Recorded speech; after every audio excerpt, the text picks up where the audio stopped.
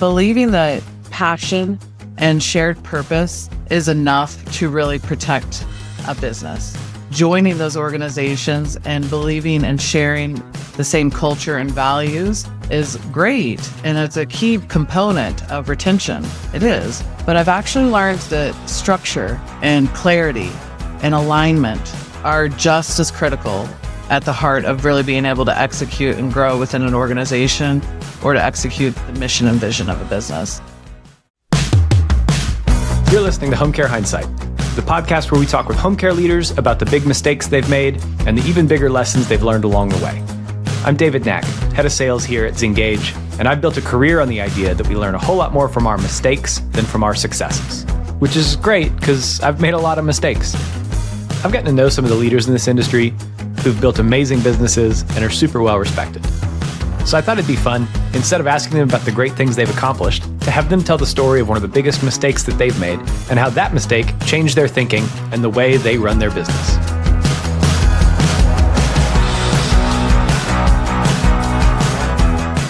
All right, welcome back to another episode of Home Care Hindsight, brought to you by Zengage.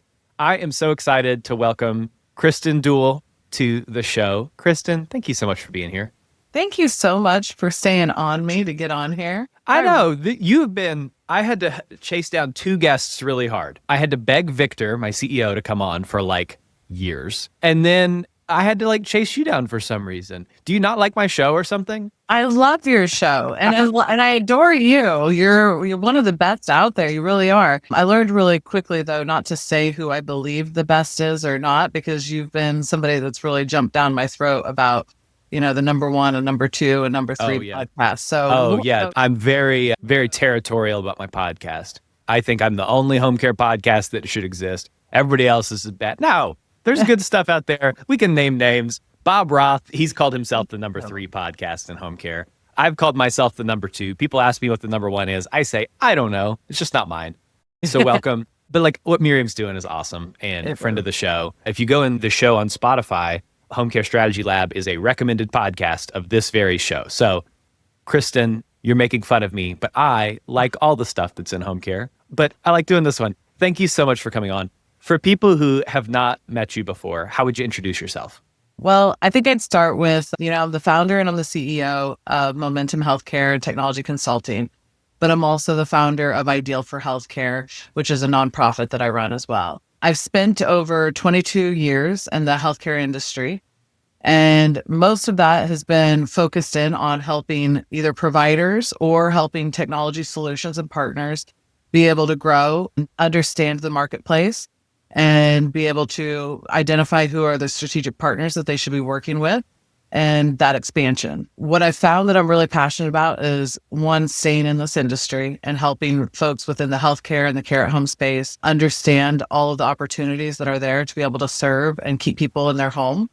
But I also am extremely passionate about helping uplift others, whether that's women or men. It's both very much so equally, because I truly believe that the only way to serve is by helping others, and what goes around comes around. I'm a firm believer of that as well. So I like to keep it, as positive as possible and all those things. I think, there's a massive demographic shift that's happening within our industry. And there's also a lot of change that's taking place within technology. So I'm really excited to be here today and to talk about those things. But I guess that would be the high level of how I explain myself. Outside of that, probably the more interesting piece is that I'm a mom of a soon-to-be 9-year-old. His birthday is on Monday. And we are huge Disney and Universal fans. So we live in Tampa, Florida. So we go over to Orlando all the time. Yeah. And I've got a very opinionated cat that will probably make an appearance at some point. And her name is Karen.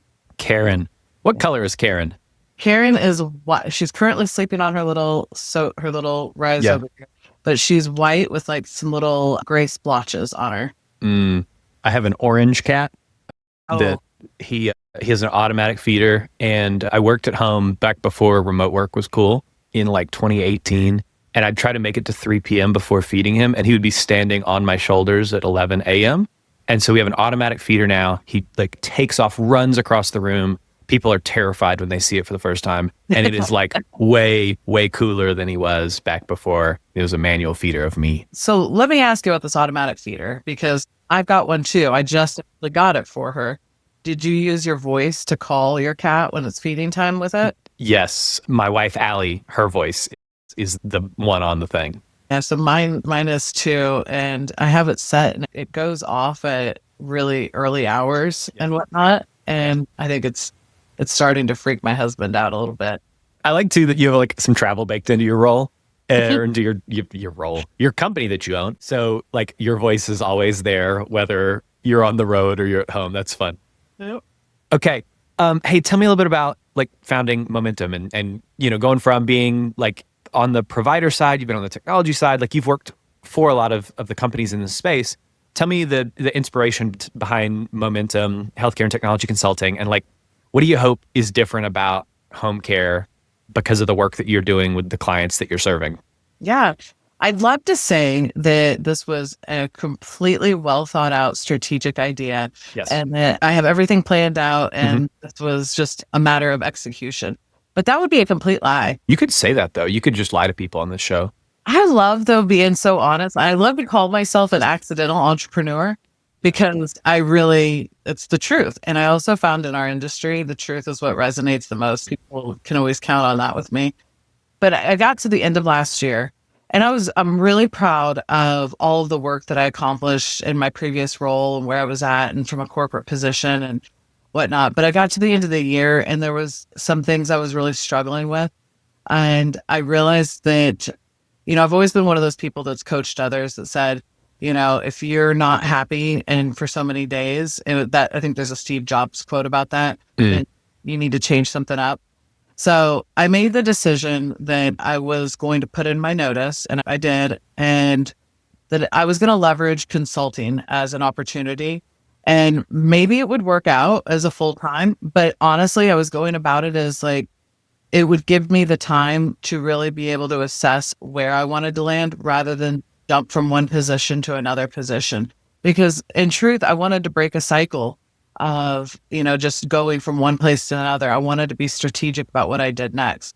I also really resigned to the fact that, I'd been going through this methodology of I'm going to break down the doors and break through glass ceilings and do all of this awesome stuff, which has been great. But this go around, I'm going to surrender and I'm going to walk the path that's in front of me. Yeah. And so with that spirit and with that mentality, that's how I started Momentum. So I started out, built out the business as a consulting firm just to help out others. And I didn't really do much of any marketing other than just letting folks know that I was available to do some consulting work.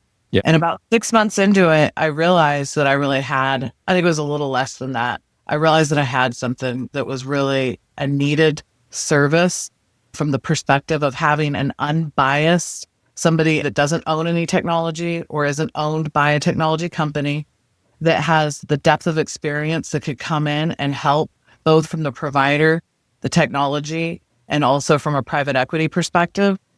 I found that this is something that could really grow. And so from there, we brought on about 20 other additional sub-consultants. And then in the last 30 days, I'm really excited. Michelle Pickering joined us and, she brings with her such a tremendous amount of experience as well. So I'd love to say that it was all on purpose, but some of the best laid plans happen whenever you just kind of surrender over. Okay. I love all that. So tell me, like, what do you hope your impact is in home care in particular? Like, what do you hope is different because of the work that you're doing with the clients that you're serving? There's a lot of folks out there that are available from a consulting perspective that can advise and that do a great job of advising in different areas. The difference in what I hope to be able to bring to different customers of ours and different partners of ours is not only our ability to strategize and advise, but we actually execute alongside. Yeah. So we're not leaving it up to the teams to do the work. We're available to really roll up our sleeves and help you execute so that you can see the results and truly gain momentum, every pun intended. Yeah. I don't mean to tell you how to run your consulting business, but like kind of the entire point of consulting is you get to tell people what to do and then it's their problem to implement. So like you're kind of giving yourself some more work there. I know, but that's also what the unfair advantage is that we bring to the table, you know? Because it's like, you really need more people to tell you what to do. Sometimes, there are organizations that do need that independent. But I think what a lot of folks in our industry need is somebody that can walk alongside them, really. And so that's what we want to be able to do, is walk alongside every decision and help as you need it. Cool. Well, I brought you here. Obviously, you've got a great career in the technology space and on the provider side of things. And obviously, momentum's really taken off. You've got a lot of momentum. But I didn't bring you here to talk about any of that. Instead, I bring accomplished business leaders onto this show to ask them about the biggest mistake they've made in their career and what they learned about it. Or what they learned from it. So Kristen, what's your big mistake? Man, so there's a lot of big mistakes. But whenever I started thinking about this question, I realized that almost every big mistake kind of intertwines back into what I'm going to share with you today. Yep. And then we can get into all of the ways that this has shown its ugly face. Sure. And mistakes, But I think, I'll continue to relive this mistake too, because it's just so much a part of actually like who I am. And it's believing that passion and shared purpose is enough to really protect a business. Whether that's the business that I'm running today or businesses that I've worked and joined in the past from a corporate perspective. I think joining those organizations and believing and sharing the same culture and values is great. And it's a key component of retention. It is. But I've actually learned that structure and clarity and alignment are just as critical at the heart of really being able to execute and grow within an organization or to execute the mission and vision of a business. There's been times, and like I say this past tense, but also present tense, that I moved too quickly to trust and assuming that other people share the same standards of integrity and transparency. But I think I'm okay with that, honestly, David, because the hard lessons that I've learned out of that are just a small amount compared to all of the wins and the positive that I've gotten from it too. But it doesn't come without some serious black eyes. Yeah. And, some kidney punches once in a while, Sure. And take you down. But I've learned that protecting your mission sometimes is just slowing down and actually defining expectations really clearly. Yeah. So whenever I started Momentum, the tagline that I kept thinking back in my head was actually around controlled momentum. Momentum without intention is chaos, and you will spin out of control. And so I wanted to create something that was based off of some of those learnings. And so that's why I went with that name, and that's why I go with that focus, and it brings me back to the center so that you don't spin out of control with it. So those experiences have really reshaped, I guess, how I lead, and it gives me pause to not rushing through decisions. Yeah. But I've been told that I've been impatient, and I'm not necessarily, I don't have the patience of a saint. So it's something that I'll continue to work on probably. Yeah. One of the things that we talk about internally, one of our core values at Zengage is velocity, which is like speed, but also speed in a particular direction. I work with a bunch of nerds, so we're using like physics terms to define our like core values or whatever. But it sounds like a very similar kind of idea to momentum. Is like, it doesn't matter how fast you're going if you're not going in the right direction.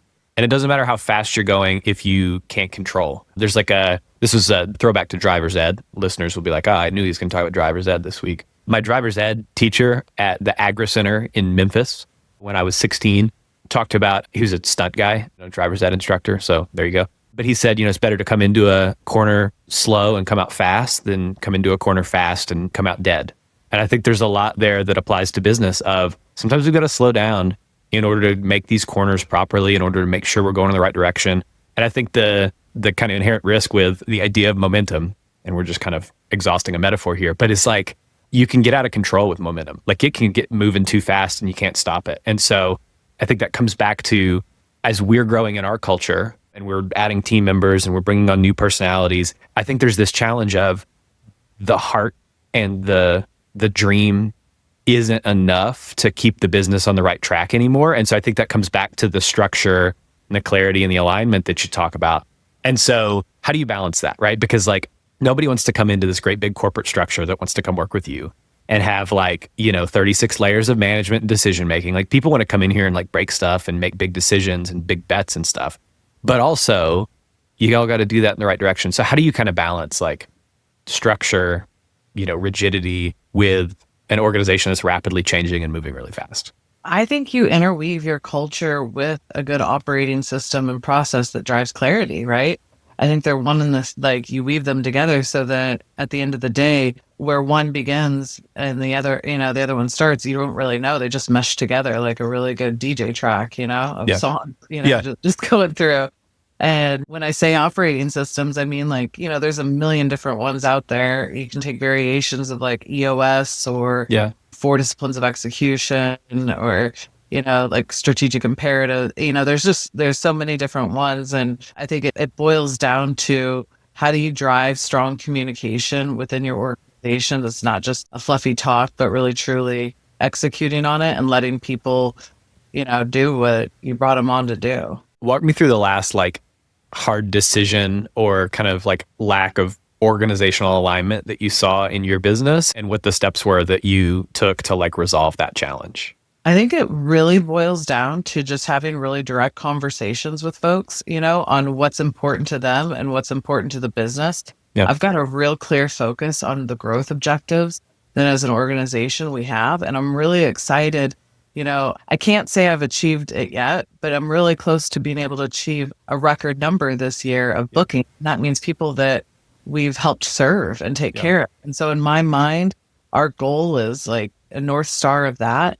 And if there is any misalignment that is rather, focused in on something else that isn't driving towards that, then you've got to just have those really direct conversations, navigate around them. Makes sense. Okay, I want to transition to asking you about something that you think is totally underrated in home care. Everybody else is looking in one direction, but you think this thing is actually really a lot more important than it's generally viewed as. Well, everybody's talking about AI. I want to talk about EI. Okay. So I love AI actually, and I love all the new technology that's out there. But I think people are forgetting how important just some strong emotional intelligence and critical thinking is within leadership and within an organization. And I think the best leaders actually understand perspectives from different vantage points and not just manage the people. Like they really truly are understanding where somebody is coming from and the story that that they're walking through before they really jump to conclusions.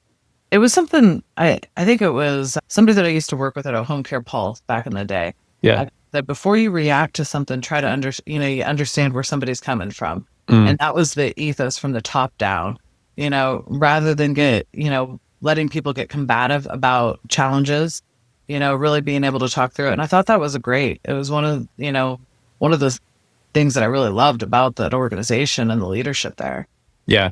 I'm a big believer in the drafts folder in your email application is a valuable place. I think I've written a lot of emails in a kind of knee-jerk reaction to something that's come across my desk and I left that in drafts. And it's a good cathartic exercise, but it's also, I'm really happy that Superhuman, the email client that I use, has an undo send function. I love Superhuman. I've used it before in the past. And with all of my various emails, I probably need to re-enlist and subscribe to it again. Sounds like it. Because that is such an amazing, because that actually goes into what I think is overrated. Yeah. Is busyness. Okay. I think I work with a lot of folks that they're like, I'm just too busy. I don't have time for this. I don't have time for that. But if you don't make time for certain things, then you might not have a business, you might not have, so you really need to make time for the important stuff to talk through from a strategy perspective so that somebody can walk alongside you and help you execute. And that's what we do. But I think, somewhere along the line, we started equating exhaustion with success. And that's really just a dangerous place to live. And I've lived it. And I can tell you it doesn't end well. It ends with a lot of doctor's appointments usually. So, yeah. Okay. I have a couple of threads I want to chase on this. So the first thing is everybody's talking about AI. Yes, I think this is the year where people are finally like implementing AI and are asking questions about how to like do effective change management with respect to AI. Last year, I went to all these events and they were like, guys, AI is coming. And we were like, yeah. And they were like, it really is. And we were like, yeah.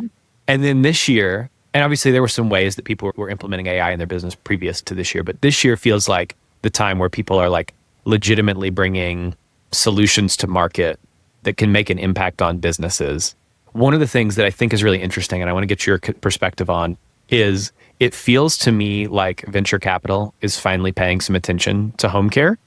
And there's some ways in which that's really exciting. Like there's going to be a lot more investment and a lot more innovation. But one of the things that gives me a lot of pause is we've been around this industry for 2.5 years at this point, and we've learned a lot of the ways that home care is a lot more complicated than I think you expect when you look at it on the surface. And there's this kind of Uberification of home care. And now I think this current wave, there's some tendency towards like, oh, well, we can just GPT home care. So I want to get your thoughts on, you're seeing a lot of new technology players come into the space. You're seeing a lot of new investment, a lot of attention on this space. But like, what are the things that you're seeing that you're excited about? What are the things you're seeing that you're like, I'm not sure about that? I'm really excited to see the new ideas and perspective that are funneling into our industry. We like to talk about workforce being a challenge from a caregiver perspective, but even so, just bringing new blood into our industry, even from a technology, it's incredible they think about problems differently, you know, than those of us that have been in the industry for so long. It's nice and it's exciting. What I get scared about is when they move really fast without trying to understand some of the nuances that are going on. And like I went to a trade show and somebody said to me, we're the only XYZ solution. I won't call out any different. We're the only XYZ solution that's 100% AI. There's no people involved. And I was like, oh, hey, there might be an opportunity for a discussion for some go-to-market strategy and messaging here. Like I could maybe, help, because I don't think that's the right approach. That's not the right message, and that's not the right way to execute. So I think that there's a lot of excitement. There's a lot of great ideas that are out there, and there's a lot of amazing budding technology that's out there. Yeah. But from a provider perspective, and I know this from being in those shoes, it is daunting because you have a full-time job of running an organization, whether that's a franchisor or franchisees, whether that's home care agencies that are independent or founder-owned, whether you're like a big conglomerate that's diversified in your payer sets, right? Your jobs and your plates are so full. And now this is like a full-time job to do due diligence and understand the impact of these solutions. And that's where I think aligning yourself with folks that can help you, like surface through the weeds and really get to, is this going to be a solution? Should we pilot the solution? What are the problems? That's where I think providers really could lean on some additional support. And I also think that the partners can lean on additional support in those areas as well to message in a way that helps people not be so scared and timid, because the volume level is really high right now. I think all that's really well said. I mean, it is like the tails of that heads coin, which is you've got a full-time job and now you've got to do diligence and all this extra technology on top of that. The flip side of that is I think everyone in this industry is aware of, if you don't adopt some of these new technologies, like you're going to get left behind. You are going to spend way too much on full-time employees in the back office. You are going to miss out on opportunities to deliver a higher level of care. And ultimately, competitors are going to eat market share from you if you don't adopt the right technologies. The question, which technology is the right one? And so I think that comes back to why what you guys do is so important. I also think that this is kind of my heuristic for evaluating any kind of new technology, which is how is it going to perform in life and death situations? Because that's home care. You have technology that's touching your caregivers. You have technology that's touching your clients. What's the experience going to be like for that individual when somebody dies?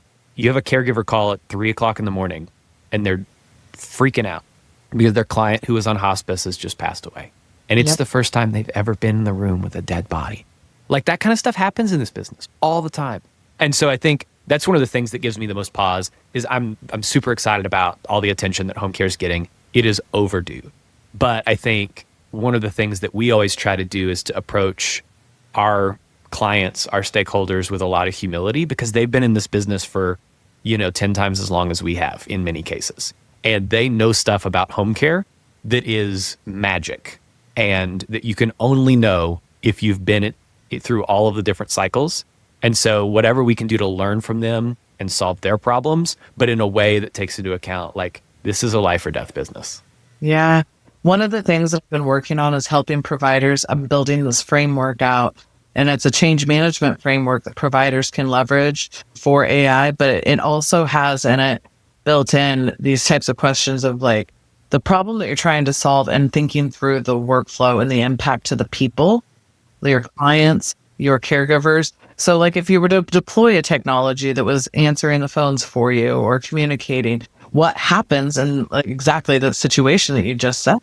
And are you going to be okay with that? Yeah. And it really puts them, put yourself in the family member's shoes whenever that happens. That are you good with that? And if you are, then okay, then maybe you move forward with whatever that technology is. But if you're not, then maybe that's not the problem that you're actually should be solving. Maybe it's something else. So coming in and really helping. Like there's so many different solutions out there, different technologies that are available. But that, like the technology for whatever, XYZ, whether it's ambient listening or whatever it is, it might not be the problem that you're needing to solve in your organization. And having somebody like come in and actually help you dive into what are the issues you're experiencing, that can help save you a lot of time and money. Yeah. Diving into pilots that might not actually be something that you really should be focused in on. Yeah. Okay. We talked about a big mistake you've made in your business. What's a little mistake that you see home care owners make all the time? And if they quit, it'd make their lives or their businesses like 10 times better. I know this to be true because I've also felt it myself, but I think it's neglecting internal communication. Yeah. Or being too brief and concise in your communication. I've done that myself, and that leads people to, jump to conclusions or try to connect the dots on what they're supposed to be doing. And so rather than spending all of the time, which you need to be marketing externally, you do, but having a team of folks that are able to do that for you is probably a really strong aspect, or at least then bringing in somebody. If you're going to be the person out there executing all of the marketing, then having somebody in the office that's able to connect the dots and communicate that you trust. Yeah. Because you forget that your teams have to sometimes, they've got to have that hand holding, a little bit more communication and align with the caregivers. Otherwise, things will get off balance and quality starts to suffer. If leaders invested the same level of effort, I think, in internal storytelling with their teams, yeah, as they do with their outside marketing efforts, yep, and reminding caregivers and their schedulers and their care managers why their work is so important, yeah, really helping them understand that and how it connects with the mission and how their role and what they're doing is helping drive change within the broader industry and within the business. I think you'd see a much lower turnover and you'd see a lot higher satisfaction. And then of course you'll see better outcomes, but you get so focused on what is the prospect, what is the customer, what are the consumers going to see? And you forget sometimes about your people, this is like, may sound a little fluffy to some of the listeners, but like there are businesses that have an entire internal comms marketing function. There is a customer in the business, and that is the employee. And it is somebody's job to think about how to continually market and sell the business to the people who already signed up to work here. And like, I don't know that any home care agencies need to like hire like a, tech person to do all that internally. But that's a function that needs to exist within your org. And I think like there's just so much, work-life balance that people sacrifice to be in home care. And there's so much like stress and burnout. Obviously, we need to implement solutions that protect people's time and that don't have them, scheduling all day and scheduling all night. We're doing that with Zengage Operator, by the way. You can reach out if you want to learn more.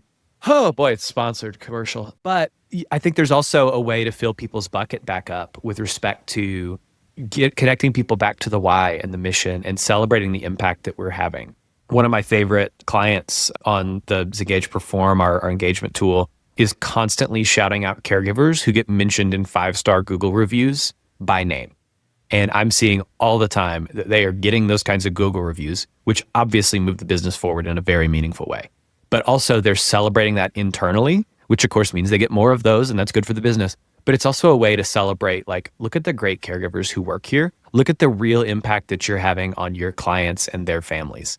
And that's the kind of thing that even if home care remains to be stressful, which seems like kind of how it's going to go, there are ways to connect people back to the why and back to the mission that is like, charging people's batteries back up. Yeah. Sometimes it's not about like if you can afford the fancy tool or not. And if you can't, like it's just about intentional communication and, helping people. I think there's really two types of businesses that are focused on client communication as their number one North Star, and organizations that are focused on employees as their number one North Star. And I can argue both ways of it, because second to on both of those sides is the other one flopped around, right? Yeah. And it's just a matter of, how the leader and how the C-suite team was brought up and how they've grown organizations in their past. And I've seen both be incredibly successful. But no matter what, that intentional communication with your teams internally, I tend to lean towards the employee focused, because if taking care of your team, then your clients are going to be taken care of as a second result of that.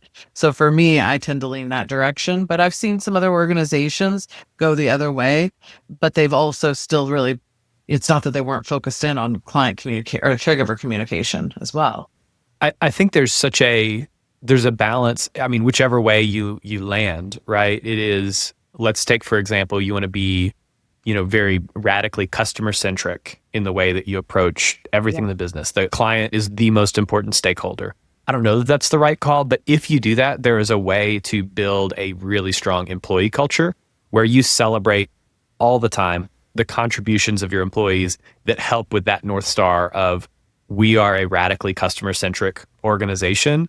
And Susie here exemplified that in these kinds of ways. I think a lot of times that piece of just celebrating the stuff that happens in the business is something we don't have bandwidth and we don't make time for, but the impact of that is really significant. Yep. If it's not just about celebrating the grandiose moments, this is true in marriage as well. Yeah. It's about how you show up every day, making the cup of coffee, doing the little thing. And it's the same thing for employees. There's a lot of parallels to having a happy home life and having a happy, work life. Yeah. And those same sort of tactics and behaviors. Totally. Okay. We've talked about a lot of mistakes, but I want to hear about something lately that's happened in your business that you're really proud of. There's a lot that I'm really proud of because, we'll be in January, it'll be 1 year. So we're not even 1 year old yet as an organization. And we've hit some amazing milestones, and maybe, looking into next year, I'll look in reverse and celebrate those milestones with you. But one of the big ones that I really am proud of right now is some of the engagements that we had. There's one in particular that we wrapped up where we helped a $1 billion organization really simplify their tech stack and help focus in on reducing the volume of solutions that they had within their very large network, and implementing a vendor strategy in order to then approve new vendors and manage those. And all of that work, it might seem boring to a lot of folks, but all of that actually results in saving hundreds of other, staff hours. Their hours could then be redirected and focused on the other things that really matter. And that really is the kind of impact that I'm living for. And and that's what I mean by not just telling folks what's the strategy, but rolling up our sleeves and helping execute on it. Yeah. It's not just like an efficiency. It's watching the confidence that they have of being able to then execute those going forward and then hire the teams and be able to move forward. So technology should really be working for organizations and not working against them. Yeah, But whenever you get diluted with so much different solutions out into your network, it can tend to become overwhelming and work against you. totally. I think the impact of that too is like when people are not stuck in whatever platforms, whatever technology has been sucking up their time, like they're doing the real human work of home care. Like nobody got into home care to like move shifts around in the scheduling platform. People got into home care to like touch people's lives. And I was talking to somebody the other day and she said, I started this business to create great jobs. Of course, I love seniors. I love taking care of my clients. But the fundamental purpose for me is to create great jobs. Other people, right? I got into this because I had an experience with mom or dad, and I knew that I wanted, the rest of my life to be about providing great care to seniors. By the way, you're providing jobs for that as well. And like, that's the real work. Nobody was like, I want to figure out how to optimize a schedule, or I want to figure out how to efficiently run payroll. Like, no, like we're here to take care of people. And every minute we spend stuck in technology that's not working for us is time that we don't have the energy or the space in our lives to take care of people. Amen. Amen. I would normally just say, what do you want to plug? But I want to give you a second to talk a little bit about Ideal and, why Ideal and kind of, who it might be for and a little bit of like, the story there. Yeah. So about 3.5 years ago, which I can't believe it's been that long now, I founded Ideal for Healthcare, which is a nonprofit focused on upward mobility and visibility to women within healthcare. And it was born out of a need of seeing, one, being a lot of the times the only woman in the room, also seeing the lack of representation in, boardrooms at times, and sometimes even on stage at conferences. And when I talked to folks about why they thought the disparity was the way that it was in certain situations, some of the feedback that I got was, well, we don't know where to find other women that, want to join us on stage. We don't want to put a woman on stage, just put a woman on the stage. They need to be qualified. And we, what's the easiest way to go about that? So with that, I was like, okay, hold my beer. I'll create a digital directory and we'll provide a community of women that can help, one, uplift and support each other. And men are a part of it too. Yeah. Because some of my best mentors actually have been men. Sure. And, we've got to do it together. It's not about just a women's club. Somebody would say, oh, it's just for the women. It's not. There is a lot of women that are a part of it. Sure. But there are men too. And it's really about creating an environment where we can learn and grow from each other. So Ideal has monthly meetings every month where we have speakers. And if folks want to be a speaker, we accept just about anybody as long as it follows by, our goals of the organization, which is to inspire development and mentorship and just creating an uplifting community. And you can join those virtually. We also do regional dinners that we'll be kicking off in 2026. And then, we've got some phenomenal sponsors that allow us to host small events right before their major events. And so, like we did one very recently at the National Alliance for Care at Home. Yeah. Where there was a small meetup, and we'll be doing one likely right before Home Care 100 in January. So would love, anybody that would love to be a part of a community. It is free to members. We do take donations and sponsors, and it's to support all of the different activities that you'll be able to access through the platform. Yeah. Well, I'm a huge fan of what you're doing, and I've been kind of fly on the wall for some of those conversations. And it's just, I think it's just really unique space. And this is me as a guy being like, some of my best friends are women, but I appreciate what you guys are doing. And, it's not a space built for specifically me, but it's really fun to be a fly on the wall and hear the kinds of conversations that are happening, and just know that that's something that like we are better when more people have access to the kinds of leadership opportunities, because everybody brings like who they are as a person to their role. And that's part of what's beautiful about home care is you don't get to just like, check your personality and your background and your experience at the door. Like you are a whole person doing whole person care. And so I just love that you're doing that and creating opportunities for people in that way. Thank you.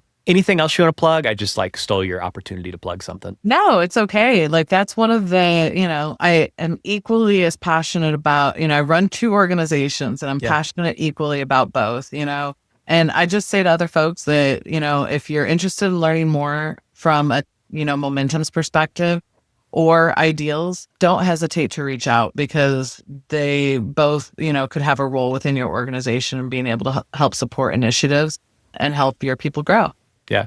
Well, Kristen, I'll just echo that of like, you're super approachable. Obviously, you've got a whole like resume and stuff in this space and you've accomplished a lot, but like, we've gotten to know each other and I feel like just have very like candid, real conversations and I just appreciate it. So if you're listening and you want to reach out to Kristen, like she's good people, she's busy, it takes her forever to get on a podcast, but she's one of the real ones in this space. So thanks so much for coming on the show today. It's a ton of fun.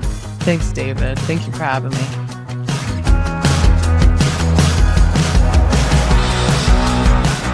On behalf of the team here at Zengage, thanks for listening to the show. We'll be back next week with another episode, so be sure to subscribe wherever you listen to podcasts on Spotify or Apple or YouTube. Leave us a rating while you're there. It helps other people find the show. If you have comments on the show, drop me a line, david@zengage.com. Would love to hear from you, chat with you there.